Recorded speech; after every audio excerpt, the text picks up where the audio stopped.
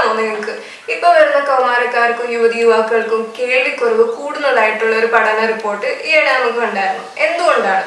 നമ്മൾ ഉപയോഗിക്കുന്ന ഡ്യൂറേഷൻ, വളരെ അധികം സമയമാണ് നമ്മൾ ഉപയോഗിക്കുന്നത്. അതുപോലെ തന്നെ വോളിയം കൂട്ടിയിട്ടാണ് നമ്മൾ. ഈ രണ്ട് കാരണമാണ് മെയിൻ ആയിട്ട് നമ്മുടെ ഡെഫ്നെസ്സിന് കാരണം. പാർഷ്യലി നമ്മൾ ഡെഫ് ആയിക്കൊണ്ടിരിക്കുന്നതിന് കാരണം അതാണ്.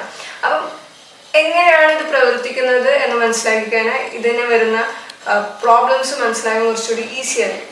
ഇപ്പം നമ്മൾ പറയുന്ന കാര്യം, ഈ സ്ട്രക്ചർ, ടീന പോലത്തെ ഈ സ്ട്രക്ചറിൽ ഈ വോയിസ് കളക്ട് ചെയ്തതിന് ശേഷം ഔട്ടർ ഇയറിൽ നിന്ന് ഇന്റേണൽ ഇയറിലേക്ക് എത്തുന്നു.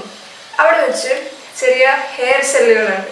ആ ഹെയർ സെല്ലിന്റെ മൂവ്മെന്റ് അനുസരിച്ചായിരിക്കും പിന്നീട് ബ്രെയിനിലേക്ക് എന്താണ് പറയുന്നതെന്ന് ആ വൈബ്രേഷൻ അനുസരിച്ച് മനസ്സിലാകും. ലോങ് ഡ്യൂറേഷനിൽ സൗണ്ട് വോയിസ് ഒക്കെ കൊടുക്കുന്ന സമയത്ത് ഇന്റേണൽ ഇയറിലുള്ള ആ ഹെയർ ഡെത്ത് ആവാൻ ചാൻസ് ഉണ്ട്. അങ്ങനെ വരുമ്പോൾ പിന്നീട് അതിനെ റീജനറേറ്റ് ചെയ്യാൻ പറ്റില്ല. സോ നമ്മളത് പാർഷ്യലി അതിൻ്റെ ഫങ്ഷൻ വർക്ക് ചെയ്യാത്തതുകൊണ്ട് നമ്മൾ പാർഷ്യലി ഡെഫ് ആവാനുള്ള ചാൻസ് ഉണ്ട്.